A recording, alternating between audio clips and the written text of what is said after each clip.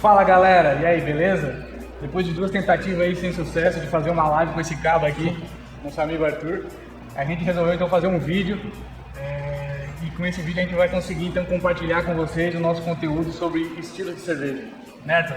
Pô, cara, infelizmente não deu certo aí por conta de problemas técnicos com telefone, Wi-Fi, etc. A gente tá aqui para gravar um conteúdo de qualidade, falar um pouco sobre cerveja, né, que é uma coisa que todo mundo gosta. Então, meu nome é Arthur, eu sou o idealizador da página do Gela aí, né, uma página que tem promoções, dicas aqui em João Pessoa sobre cerveja, beleza? Temos 6 meses aí e vamos embora, vamos falar sobre cerveja. E aí, Patrick, e você aí, se apresenta pro pessoal? Então, eu me chamo Patrick Mondo, sou sócio cervejeiro da Artesone Cervejaria Independente e esse vídeo nosso aqui hoje faz parte também do nosso programa de conteúdo Sua Vida, que é um programa que compartilha informações sobre cerveja, que é um programa que traz bastante conteúdo sobre cerveja para você que está começando a ingressar nesse mundo de cerveja artesanal, ou já produz a sua própria cerveja, ou está querendo começar a produzir. Aqui a gente está trazendo bastante informações sobre cerveja artesanal, sobre todo o processo, sobre como ela é produzida, quais são os ingredientes. E hoje, o nosso conteúdo aqui, a gente vai estar falando sobre estilos de cerveja, vai ver um pouquinho como eles são classificados, como é que se define o estilo, quais são os órgãos que regulamentam os estilos, e vai falar um pouquinho de alguns estilos de cerveja aí no nosso vídeo.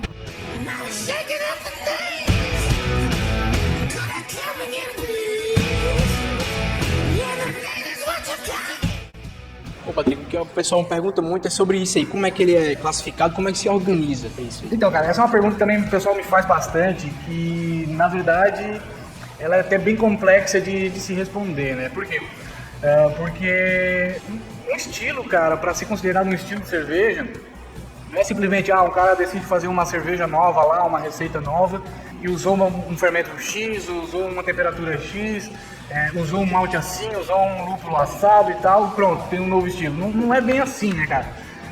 Para ser classificado como estilo, precisa ter uma bagagem histórica bem maior, precisa que o quê? Que uma gama de cervejeiros de uma certa região comecem a reproduzir essa cerveja com alguns resultados bastante similares, né? E além disso, é preciso ver se esse estilo que está nascendo ali não se enquadra em alguma variação de algum outro estilo, né?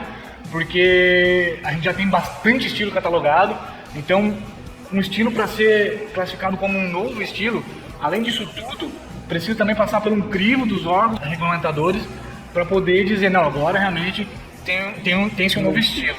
A exemplo do que aconteceu com Catarina Sour recentemente em 2018, a exemplo do que aconteceu também com a New England IPA lá nos Estados Unidos. Então precisa ter uma bagagem bem grande aí para poder ser classificado, catalogar como novo estilo. Não é só começar a fazer ali, bolar uma receita e simplesmente jogar, né? Tem que ser oficializado, todo um processo. Tem que ter uma gama grande de cervejeiros, para poder fazer e para poder classificar como um novo replicar, estilo. Né? Replicar, exatamente. Mas e aí, como é que eles são organizados, classificados?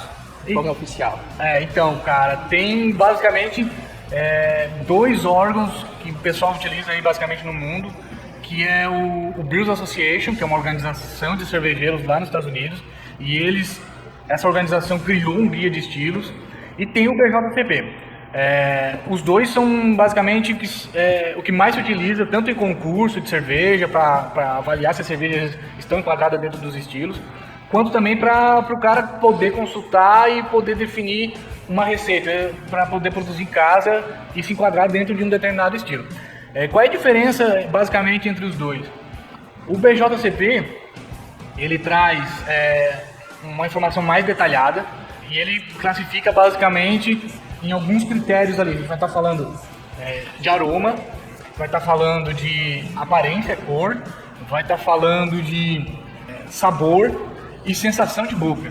E também nesse guia ele define alguns ranges para determinadas propriedades das cervejas, que é a gravidade original do mosto, que é a gravidade antes do processo fermentativo acontecer, a gravidade final do mosto, o teor alcoólico da cerveja e também o range de cor. Então esse guia ele é bem completo e vai trazer todas essas informações sobre os estilos.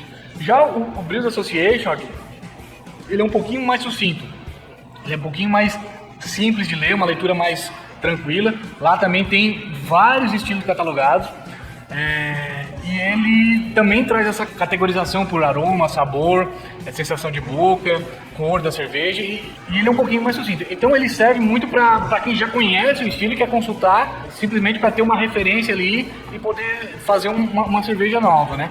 Já então o BJCP, é o Beer Judgment Certification Program, uma sigla em inglês, ele é mais para quem quer começar a aprender sobre os estilos, então é uma leitura mais completa, mais complexa, também traz muita informação mesmo, mas os dois são bastante usados, né? Ainda falando dos dois guias, como é que ele classifica os estilos? Como é que eles classificam? Basicamente eles classificam como categoria maior, categoria e a subcategoria, que é basicamente o estilo da cerveja que a gente vai estar falando. Então, dá um exemplo aqui. Categoria maior, por exemplo, no Brewers Association, está falando...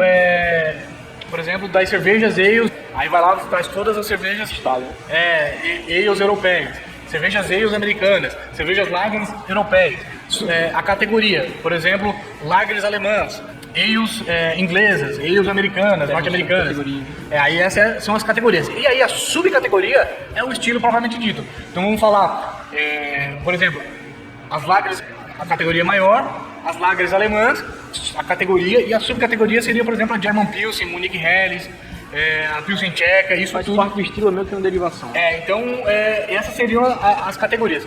O BJCP também segue basicamente essa regra.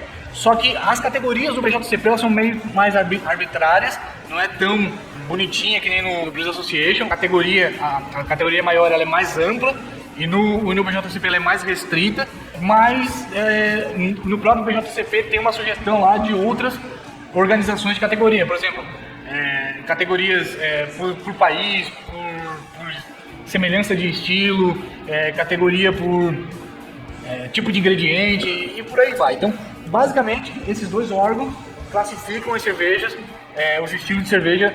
Tu faz ideia de quantos estilos já tem catalogado, cara? Pô, cara, de cabeça eu sei uns 7, 10 no máximo aí, mas eu vou chutar, beleza? Acho que uns 50 estilos aí, por aí. Cara, é bem mais, cara. Bem mais que 50, mais. cara, tem condição. No BJCP a gente tá falando de mais de 120 estilos catalogados, só no BJCP. E aí no Brewers Association a gente tá falando de mais de 150 estilos catalogados. Então, cara, como eu falei, então para um estilo entrar como novo nessa gama grande de estilos, tem que ter muito critério, tem que ser uma cerveja completamente diferente e tem que ter muita personalidade essa cerveja e tem que agradar uma certa quantidade de pessoas aí para demandar a produção em maior escala de alguns cervejeiros e tal. Então não é um negócio tão simples. Do dia pra noite, né? E quais são os estilos que te mais chamam a atenção, Arthur? Tu que é um cara que difunde bastante a cultura cervejeira aqui na Paraíba. O que tu diz aí de estilos aí? Cara, eu começo pela cerveja que abre aí, né? O palo da cerveja que seria uma German Pilsen, uma cerveja estilo Lager, pra mim, assim, essa chama a atenção. O serviço do Weizen, as características utilizadas na produção de uma Wheat Beer e as IPAs, né, cara? As IPAs são, com certeza... A IPA, vamos dizer assim, é o segundo estilo que a grande maioria do pessoal que está entrando no mundo de cerveja mais curto, né? O mais latino-americano é apaixonado por lúpulo, né? E aí lança esse estilo aí, uma NEIPA, né? Então, cara, esses estilos aí, pra mim, são os estilos que mais me chamam a atenção. Bacana, cara. Então agora a gente vai começar a falar, vai detalhar um pouquinho de alguns estilos aqui pra vocês. O Arthur falou de alguns aí, a gente não vai conseguir falar dos 120, dos 150 aqui no vídeo, né? Passar o dia todo. Passar o dia todo falando aqui, nós ia tomar algumas, né, Arthur? Vou falar várias. Pelo menos uns 30 aí. Pelo menos umas 30. Mas a gente vai falar de alguns, a gente vai passear por algumas escolas cervejeiras. Quem já viu o nosso vídeo de escola cervejeira vai saber do que eu estou falando. A gente tem 4 escolas cervejeiras. A escola alemã, que é mais tradicional, a escola belga, a escola inglesa e a escola americana. Então a gente vai pegar basicamente 2 estilos de cada escola e vai começar a detalhar um pouquinho e comentar um pouquinho aqui.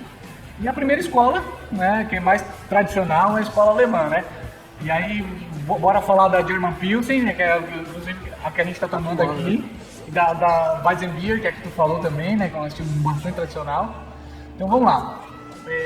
Da Weizenbier, Arthur, o que tu tem pra dizer? Tu falou um pouquinho de serviço ali. Pô, cara, a Weizenbier foi pelo menos a minha primeira experiência com cerveja, um estilo diferente de uma cerveja Pilsen, de uma Lager, né, que a gente tá acostumado a tomar, que é uma cerveja mais comercial, em grande escala que se toma. E a Weizenbier a gente consegue ter um primeiro serviço ali com característica diferente, né? Você inclinar o copo, tal, virar a garrafa, às vezes não é uma cerveja filtrada, né? Tem que dar uma homogeneizada aí na cor da cerveja. E isso aí faz total diferença na hora de você tomar a cerveja. Nem sempre você só coloca ela no copo e vai dar o mesmo resultado e fazer um serviço Exatamente. de forma certa, né? A Weizenbier tem bem essa particularidade, a gente falou disso no nosso vídeo de serviço ali, que é o seguinte, a parte da levedura do processo fermentativo, ela vem para a garrafa. E com o tempo, essa levedura vai decantando no fundo da garrafa e é preciso que seja servido isso também no copo para ter uma sensação homogênea do início ao fim da garrafa. Porque se tu servir só uma parte, tu vai sentir uma cerveja diferente do que tu servir um fundinho que vai estar com a levedura lá. Então tem toda essa particularidade.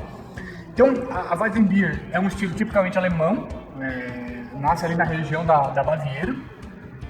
E ela tem por característica a presença de uns 50% de malte de trigo na composição, que vai levar essa sensação de corpo, aliado com essa levedura também presente na garrafa, vai aumentar essa sensação de corpo. E ela tem, a Weizenbier, um caráter maltado, moderado, mas tem uma presença muito característica dos aromas fenólicos e também dos ésteres remetendo à banana, e os aromas fenólicos remetendo a cravo, né? Quem tomar uma Weizenbier tradicional vai ver esses dois aromas, tanto o fenólico de cravo quanto o éster de banana bem equilibrado, e isso se reflete também no sabor da cerveja. E na boca, ela remete a uma carbonatação alta, presença de bastante CO2 ali, deixando ela mais frisantezinha, e como eu falei, a levedura suspensa na garrafa.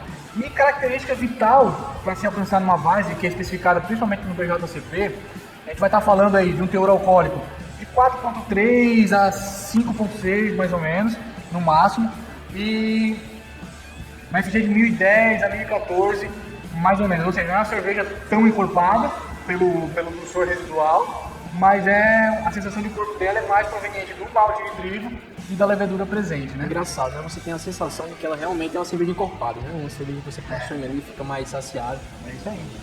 Vamos embora. Mais um gole, né? German Pilsen. Agora nós vamos falar dessa lindeza aqui que é a German Pilsen. O que tu diria da German Pilsen, tu com... Cara, a German Pilsen é uma cerveja ali a porta de entrada, eu diria, né? Você começa a se introduzir nesse universo da cerveja pela German Pilsen. É o primeiro contato com um leve amargor ali, né? Um amargor que ele não é tão intenso comparado com uma IPA, por exemplo, cerveja mais vinculada, mas aí você sente e você vai dizer se você gosta de cerveja ou não a partir dela. Pelo menos é o que a maioria das pessoas tem, né? Toma uma Pilsen, pô, não gostei, que é muito amarga e tal, mas não entende que tem todo um universo cervejeiro por trás, né? Você pode não gostar de uma Pilsen, mas pode gostar de outro tipo de cerveja, de estilo. Essa história de que o cara diz, não gosta de cerveja artesanal, é porque o cara não conhece a gama de estilos que tem, né? Porque é difícil, com a quantidade de estilos que a gente tem, falou ali de mais de 150, né? Quantidade de tipo de cerveja, e gente, as cervejas variam muito. Por exemplo, se eu pegar uma Sour e pegar uma IPA, são cervejas completamente diferentes. Mas voltando aqui para nossa German Pilsen, como tu falou, ela já tem um amargor moderado. Diferente das Light Pilsens, que é a mainstream do mercado brasileiro, que tu compartilha muito até no seu perfil, né? Exatamente. A German Pilsen já traz um amargorzinho mais elevado, a gente tá falando de 30 de IBU aí, por volta de 30 de IBU. O range de IBU da German Pilsen é de 22 a 40.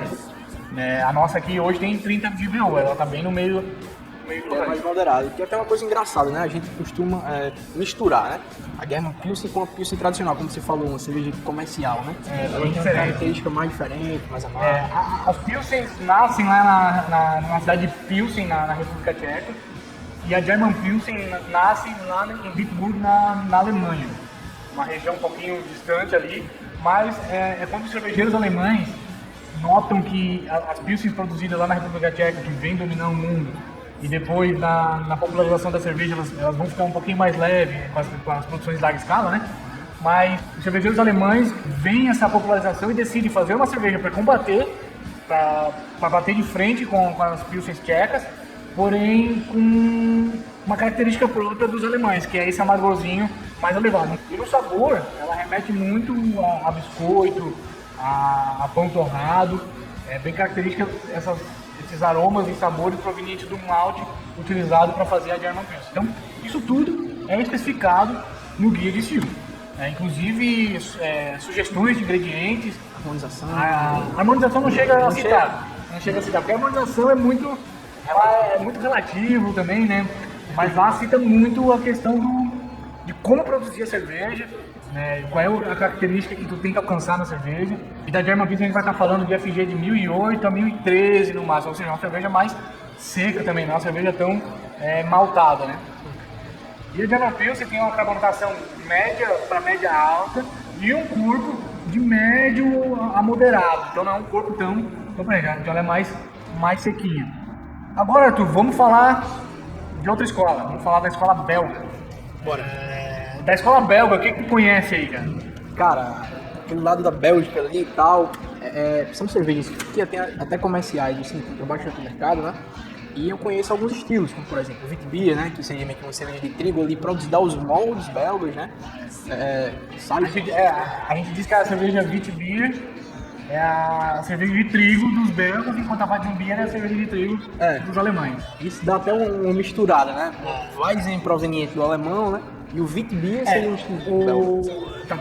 Tá certo o que tu falou. A Weizenbier ela pode ser chamada até de Weissbier ou Weizenbier. Weizen quer dizer trigo, né? E Weiss em alemão quer dizer branco.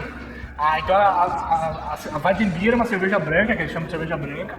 E a Witbier quer dizer cerveja branca também em belga. Em belga. Então as duas se confundem um pouco, mas tem grandes diferenças. Claro, né? com certeza. O que seria essa diferença? O modo de fazer seria uma especiaria da vida, né? Que se usa, que dá uma característica totalmente diferente à cerveja, né? Talvez uma puxada ali para um cítrico da vida, algo mais... Exatamente.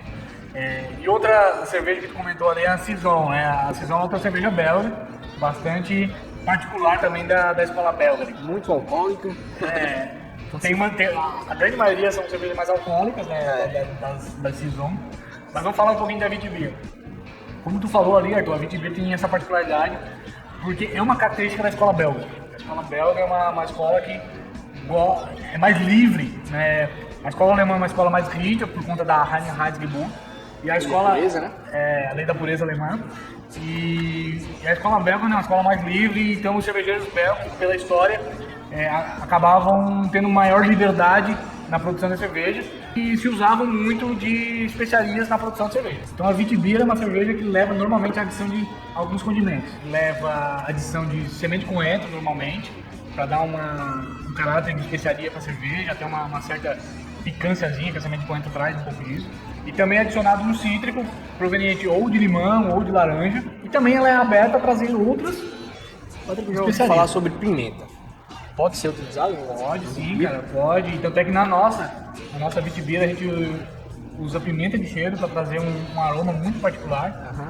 E usa também a adição de fruta nessa Witbier, que é a fruta caju, no nosso caso. Caju. Mas, de forma geral, os Witbiers normalmente usam semente de coentro e o cítrico.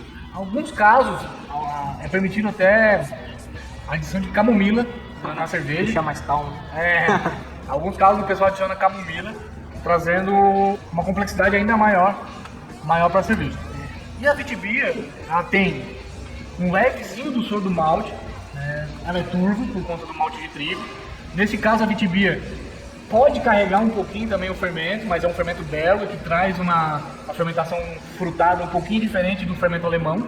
Então, por conta disso, ela tem um aroma muito perceptível de especiarias. O sabor segue basicamente o aroma, vindo um pouco da presença maltada do trigo, sentindo esse corpo presente, mas sentindo principalmente o cítrico e o sabor da especiaria. Ele vamos dizer assim, ele é predominante no sabor em relação ao malte.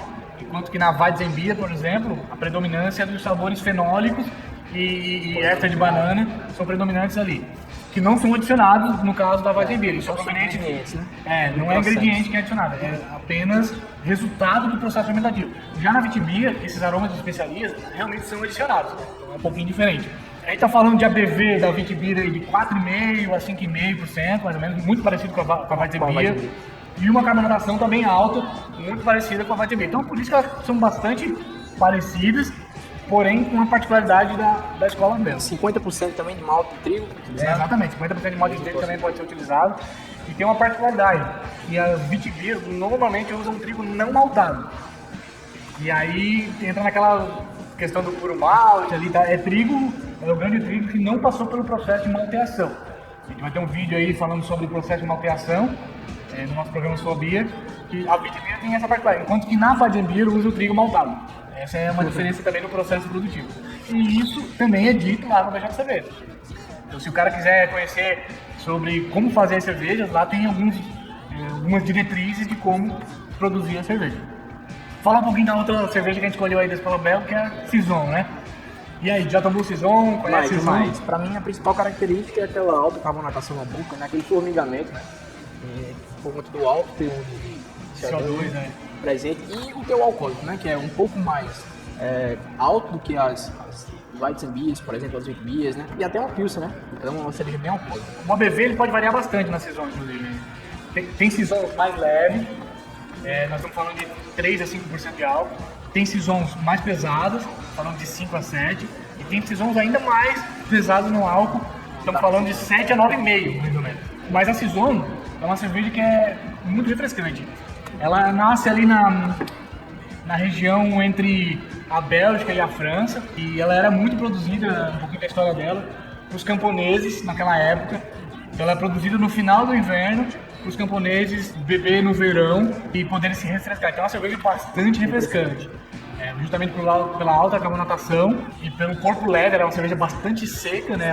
A FG dela a gente vai estar falando de 1002 a 1008. Então é uma cerveja bem sequinha, bem quase com zero de dulçor residual, né? O que o pessoal fala muito é que dá para esconder um pouco do teu alcoólico, né? Que às vezes é alto, como você falou, de 7,5% a 10%. Você não sente tanto ali tomando ela que tem um teu alcoólico tão alto, né? Não sente por conta das características da cerveja, do frutado da fermentação dela, que é uma fermentação bastante frutada. Então, por conta disso, por isso que o frutado é muito presente no aroma. Algumas receitas de Saison, inclusive, adicionam frutas também, é permitido nesse estilo. E também algumas especiarias, permitidas também nesse estilo. A exemplo, a gente tem um parceiro aqui que faz cerveja com a gente na cervejaria, que é a Big Fish 55. Eles produzem uma Saison e no caso deles, eles adicionam flor de hibisco. Então traz um pouquinho do azedinho do hibisco para a cerveja. Essa é uma cerveja também que tem a fermentação dela já é um pouquinho mais ácida do que uma Pilsen, por exemplo. Enquanto numa cerveja tradicional, uma Pilsen, uma Weizen Beer, uma Pale Ale, uma IPA, a gente vai estar falando de um pH de 4,5 mais ou menos. Numa Saison a gente chega até quase 4 no pH. Então é uma cerveja que traz um pouquinho mais ácida. É uma fermentação que fica no limiar ali entre eu chamar de sour e chamar de uma ale, entendeu? Então a fermentação dela é um pouquinho mais ácida. Então esse é um pouquinho de dois estilos da escola belga. Vamos para a escola inglesa? Bora, vamos embora. Rodinhos aí. Da famosa Stout, Pale Ale. O que conhece o estilo da escola inglesa? Cara, Stout, né, eu acho que é o bem mais característico aí. Muitas cervejas comerciais que utilizam esse padrão aí. E outras aí no English Nippon, né? Tem uma cerveja também muito comercial, bem aceita aí, eu diria um estilo bem aceito aí, principalmente aqui no Brasil, né? Mas e aí, como é que elas são classificadas aí? Então, vamos lá. A escola inglesa também é uma escola bem tradicional. Os primórdios da migração do Império Romano lá, eles chegaram na região da Grã-Bretanha, ali da Inglaterra, já se deparavam com um povo que já produzia cerveja. Eles não chamavam de cerveja, chamavam de ale, por isso que o termo ale é muito particular dos ingleses. Esses cervejeiros ingleses, com a chegada do Império Romano, junto as duas culturas ali, começam a produzir cervejas, né? E o lúpulo chega, eu acho que só no século XV na Inglaterra, e aí começam os cervejeiros ingleses a usar bastante o lúpulo nas suas receitas. Então esse é um pouquinho de história da escola inglesa. O uso do lúpulo tem a ver com algo relacionado à conservação, que eu já li um pouco sobre viagens que os ingleses faziam, né? Sim. Essa é a historinha clássica das Indian Pale Ale, né? Os cervejeiros ingleses conhecem essa propriedade do lúpulo de inibir a proliferação de bactérias na cerveja, então o lúpulo tem essa propriedade, confere para a cerveja características de maior tempo de vida útil, né? sem estragar a cerveja, né? E aí, eles percebendo isso, eles decidem adicionar então esses lúpulos, essa maior quantidade de lúpulo em cerveja que eles levavam nas suas navegações, porque os ingleses faziam muitas navegações lá para as Índias, para pegar especiarias para o comércio e tal, e para não ficar sem cerveja, eles carregavam a cerveja da Inglaterra, tinha que durar toda essa viagem, e eles então carregavam um pouco mais de lúpulo, e isso ajudava a conservar mais a cerveja. Não só o lúpulo, o próprio teor alcoólico levaram um pouquinho. Então, as Pale Ales tradicionais inglesas, os estilos Pale Ale, as Bitters, por exemplo, tinham ali um teor alcoólico moderado e uma quantidade de lúpulo bem moderada, só para dar um amargozinho na cerveja. Então nasce o estilo IPA. A English IPA, então, é a origem de todas as IPAs que a gente tem no mercado aí, e aí só de IPA é um mundo gigante, né? E a English IPA, ela tem um caráter mais maltado, em relação a comparar com a American IPA, por exemplo. A English IPA, ela tem a presença de notas de caramelo proveniente do malte, né? Tanto no aroma como no sabor. A coloração um pouco mais escura, né? E aí, por conta do malte mais caramelizado, o malte melanoidina, principalmente, que tem essas notas de toffee, de caramelizado, isso acaba conferindo bastante cor para a cerveja, cor de caramelo. Né? Então, se for pegar uma English IPA bem tradicional, ela tem que ser um âmbar acobreado, bem característico desse estilo. E como a gente falou ali, ela tem um teor alcoólico já um pouquinho mais elevado. A gente está falando um teor alcoólico aí de 5 a 7,5%, mais ou menos, então já é um teor alcoólico mais elevado. Estamos falando aí de FG de 1010 até 1018, ou seja, ela pode ser uma cerveja que tem mais corpo. Acima de 1015 você já começa a perceber um pouquinho mais de corpo na cerveja. É um aroma muito característico dos lúpulos ingleses, um aroma mais floral, um aroma mais terroso, assim, remetendo bastante a um frescor para a cerveja, né? E no sabor é muito similar ao aroma, trazendo esse equilíbrio do maltado com o amargor do lúpulo. A gente está falando de IBU aí nessa cerveja. Para quem não sabe, IBU, Index Bitter Unit, a unidade que mede o amargor na cerveja. Então, quanto mais alto esse IBU, mais amarga a cerveja. A gente falou da German Pilsen, tem em torno de 30, a nossa aqui. A Weizenbier tem em torno de 10, é uma cerveja menos amarga. A Witbier fica nessa faixa também. Já a Saison, que vai estar falando aí IBU de 20 a 30 mais ou menos. A German Pilsen de 30. A English IPA chega a ter casos de 60, que é o caso. De 40 a 60 no mínimo aí. Uma faixa de IBU. Uma escala de quanto? 0 a 100? Cara, ela não tem limite, ela vamos dizer assim. Quanto mais lúpulo tu botar, maior vai ficar esse IBU. É calculável esse IBU. Como é que ele é calculado? É com base na quantidade de alfa-ácido que tem no lúpulo e o tempo que tu adiciona esse lúpulo no processo de fervura e também a quantidade que tu adiciona. Então, dependendo disso, tu vai calcular a quantidade de amargor dessa cerveja, vai calcular o IBU dessa cerveja. Tem software para calcular isso, mas é possível também no braço fazer essa conta aí. No começo a gente fazia no braço essa conta aí. Continho de bodega, né? Como eu te falei, não tem limite esse cálculo. Tu pode adicionar muito lúpulo. Qual o máximo que chegou a vir assim? Vou te responder já essa pergunta. Mas não tem limite o IBU. Tu pode chegar até 1000 IBU. Pode chegar a 1200 IBU. Eu vi um outro nesse dia na internet que chegava a dizer lá que era 1200 IBU. Só que o que acontece? O ser humano não consegue sentir isso. O teu paladar, tem estudos que comprovam que o teu paladar consegue sentir no máximo o amargor de 80 a 100 IBU. Isso varia um pouquinho de pessoa para pessoa, tá? Porque nenhuma pessoa é igual a outra, é quase que nem impressão digital, cada um tem a sua particularidade na língua ali para sentir os sabores. Então, estatisticamente falando, o ser humano consegue sentir de 80 a 100 IBU. Fora isso, eu diria que é quase que imperceptível. Você vai sentir esse amargor, mas de 100 IBU, mas acima disso não consegue mais sentir o IBU. Então uma faixa ali consumidor geral seria de 0 a 100. Perceptível, né? Calculável pode ultrapassar isso, mas perceptível. Perceptível é mais ou menos até 100. Tem estudos que falam até um pouquinho mais, 120. Depende muito da pessoa. Mas fica nessa faixa aí, girando perto de 100. Vamos tomar mais uma? Essa aí acabou, né? Acabou, já era. Simbora. Faltam as Americans, né? O vídeo já tá ficando um pouquinho longo, a gente vai pular já para a escola americana e vamos falar da American IPA, diferenciar um pouquinho da English IPA, né? E talvez falar um pouquinho, que a gente falou muito de cerveja de trigo aqui, a cerveja de trigo belga, a cerveja de trigo alemã, vamos falar da cerveja de trigo americana, né? Que também é bem particular dos americanos. A escola americana, Arthur, é uma escola que já é bem mais moderna, vamos dizer assim. Recente, né?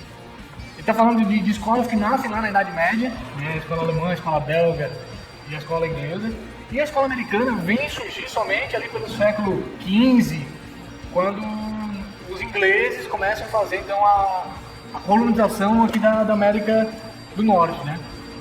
E os americanos teve uma revolução bastante importante no mundo de cerveja lá. Eles passaram muito tempo fazendo somente as light pilsen com grandes indústrias, e teve o problema da lei seca lá também nos Estados Unidos, que meio que extinguiu as micro cervejarias que existiam.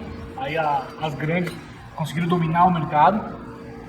E ali por volta do final da década de 80, início da década de 90, começa uma revolução na cultura cervejeira lá nos Estados Unidos. Eles começam então a retomar essa cultura da cerveja artesanal. E isso vira uma febre, isso vira um boom, né? E os cervejeiros começam a retomar aquilo que os ingleses levaram, né? Que é fazer as IPAs, fazer as Pale Ales, fazer as Stouts. Só que com uma particularidade dos americanos, que é Lúpulo americano? carregar o lúpulo americano. Eles descobrem que lá nos Estados Unidos tem a condição ideal para o cultivo de lúpulo, e começam então a cultivar muito lúpulo lá e fazer uma seleção de lúpulos muito, muito específicos, e que a gente chama de lúpulos nobres americanos. A gente está falando tem até um termo que o americano usa muito, que é New World Hops, né, que é os lúpulos do Novo Mundo, diferente dos lúpulos tradicionais produzidos lá em Harletown, na Alemanha. Então, os americanos descobrem que tem o clima e a latitude ideal para produzir o lúpulo, e começam a produzir muito lúpulo lá na região do Yakima Valley, e se torna referência no mundo inteiro, né? Então, o americano gosta muito de usar lúpulo na sua cerveja. E a American IPA, que é o estilo americano, tem por característica diferente da English IPA, basicamente um perfil maltado limpo. Não tem esse perfil maltado de caramelo que nem tem as English IPA. Outra característica é que usa um fermento extremamente neutro, não trazendo nenhuma notas frutadas para a cerveja. Por que disso? Porque como o americano é fanático por lúpulo, eles querem destacar somente o lúpulo na cerveja. E fica realmente uma cerveja com perfil maltado limpo, porém com um punch de aroma de lúpulo, um punch de amargor de lúpulo muito, muito bacana, muito particular das American IPA. Eu costumo ver muito no mercado cervejas que usam aquela técnica do dry hop, né? Boa. O dry hop. American IPA. A gente faz na English IPA também, alguma English IPA também é tradicional fazer o dry hop. O que é o dry hop, para quem está assistindo e não sabe? O dry hop é a adição de lúpulo já no processo fermentativo, pós-fermentação praticamente. E a adição normal de lúpulo para converter o alfa-ácido lá e dar uma amargor para a cerveja é no processo de fervura, quando eu estou lá na mosturação. A gente vai ter vídeos aí no nosso programa Sua Beer detalhando mais o processo de produção, mas sucintamente é isso. E o dry hop, como não tem eu não adiciono na fase quente, adiciono na fase fria do processo de produção. Coloca mais lúpulo. Eu coloco mais lúpulo na cerveja na fase fria. Eu acabo não volatilizando os óleos essenciais do lúpulo, e esses óleos essenciais do lúpulo é que trazem esse aroma, né, tradicional para a cerveja, né? Cara, o dry hop, né, costumo dizer que traz um aroma muito característico. Você abre a cerveja e já sente o cheiro do lúpulo. E para quem é apaixonado por lúpulo, é uma técnica aí, algo a mais que vem acrescentar bastante na sua vida. Agora eu vou falar do nosso último estilo aí, pra gente encerrar já o vídeo. As American Wheat. Conhece a American Wheat? Já tomou American Wheat? Cara, já tomei, mas destacar uma característica eu não sei. American Wheat também não é tão popular aqui no Brasil, mas é uma cerveja realmente tranquila de fazer, porque eu não preciso fazer as rampas ali que nem tem que fazer na Weizenbier, as rampas de temperatura na mostura. Talvez uma rampa só de protease ali para quebrar um pouquinho a proteína do trigo, porque o trigo tem muita proteína. Mas a American Wheat também é uma cerveja de trigo, que leva ali também mais ou menos uns 50% de trigo, claro. Trigo maltado nesse caso. Só que como é American Wheat, tem que ter lúpulo, né? Claro. Então o que destaca nessa cerveja é um aroma de lúpulo mais presente. Não tenho éster de banana, não tenho adição de especiaria, não tenho adição que nem na Witbier, né? A éster de banana que nem na Weizenbier. E a American Wheat usa uma fermentação limpa também, produzindo quase nada de aromas de fruta, aromas frutados ou qualquer outro tipo de aroma e sabor, né? Então é uma fermentação limpa para poder destacar também o lúpulo. É uma cerveja também que, diferente das Weizenbier e das Witbier, tem um amargor um pouquinho mais pronunciado. Não estou falando por volta de 20 BU aí. Basicamente, ela tem essas diferenças, particularidades dos americanos na cerveja, né? 50% de trigo e 50% de salada. Basicamente isso. Mesma coisa. É Características diferentes. É só o processo que muda e adição um pouquinho maior de lúpulo para conferir um amargor e um aroma mais pronunciado de lúpulo também. É bem interessante esse estilo, tá? Quem gosta de cerveja de trigo, se procurar encontrar no mercado aí tem. Não é tão simples de encontrar, mas lojas especializadas tu vai encontrar.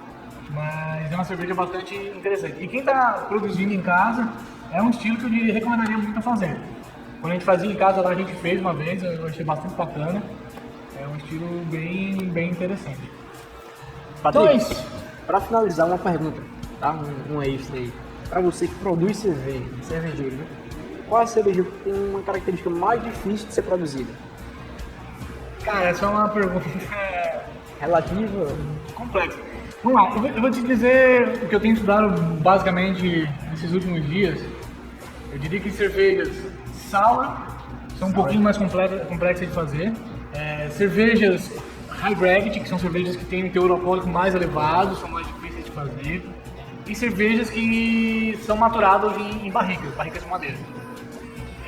Inclusive essas duas, tanto as sours quanto as cervejas com maior teor alcoólico, são muito propícias a ser cervejas de guarda, cervejas que o cara armazena para 1 ano, 2 anos, 3 anos. E principalmente elas são armazenadas e maturadas em barricas de madeira. Está falando de madeiras de carvalho, madeiras de amburana aqui no Brasil, né? E essas cervejas, elas são muito particulares, porque trazem o sabor da madeira para a cerveja. E dependendo de como for o teu processo, de como for a tua barrica, o estado da tua barrica, tu pode permitir inclusive trocas gasosas com o meio ambiente dessa cerveja. Isso vai adicionar ainda mais complexidade no sabor e aroma da cerveja, porque parte da cerveja vai ser oxidada. E algumas madeiras, inclusive, trazem novos micro-organismos que vão refermentar a cerveja dentro da barrica e trazendo novos sabores para a cerveja. Complexo, né? Então, assim, ó, é cerveja que começa a trazer complexidade de aroma e sabor muito particular. Então, essa cerveja eu diria que são as mais difíceis de serem produzidas, esses estilos, né? A gente tá falando bastante de estilos aqui, então a galera que tá assistindo aí vê que esse mundo de cerveja tem infinidade de estilos, né, Arthur? Com certeza. Quem entra começa até a ficar meio perdido, né? Com certeza, demais. Para finalizar, diga os 7 estilos que a cervejaria produz hoje em dia. Então, a gente tem produzido Weizenbier, German Pilsen, da escola alemã, da escola inglesa Imperial Stout, uma Russa Imperial Stout e a English IPA, um estilo da escola belga, que é a Witbier, e um estilo da escola americana, que é a New England IPA, que é um estilo que leva, como a gente falou, a escola americana leva muito lúpulo. Então a New England IPA é uma pancada de lúpulo, tanto no aroma, tem um amargor massa, tem um corpo aveludado bastante interessante ali, bem legal. Parece um sucão de tomar, né? E aí, você em casa aí, vocês estão acompanhando essa entrevista aqui com o Patrick, com a cervejaria Estuzone, do programa Sua Bia, qual o seu estilo preferido? Deixa aí nos comentários e fala quais estilos você já tomou da cervejaria Estuzone, beleza? Diz aí, comenta, compartilha esse nosso vídeo, que isso vai ajudar bastante a gente estar difundindo essa cultura cervejeira aqui no nosso estado, na Paraíba, até no Brasil, vamos dizer assim, né? Estamos aqui com o Arthur do Gela JPA, que é um cara que ajuda já a difundir bastante a cultura cervejeira, e a gente da cervejaria aqui agora compartilhando esse nosso conteúdo com vocês aí, vocês que estão querendo entrar nesse mundo de cerveja, vocês que já estão inseridos nesse mundo de cerveja, estão começando a produzir cerveja, você que já produz sua cerveja, então acompanha aí, se inscreve no nosso canal, segue a gente nas nossas redes sociais aí, que a gente vai estar sempre divulgando conteúdo sobre cerveja artesanal. Beleza, galera? Valeu, Arthur! Valeu, galera. Até mais. Obrigado, Patrick. Valeu, Patrick!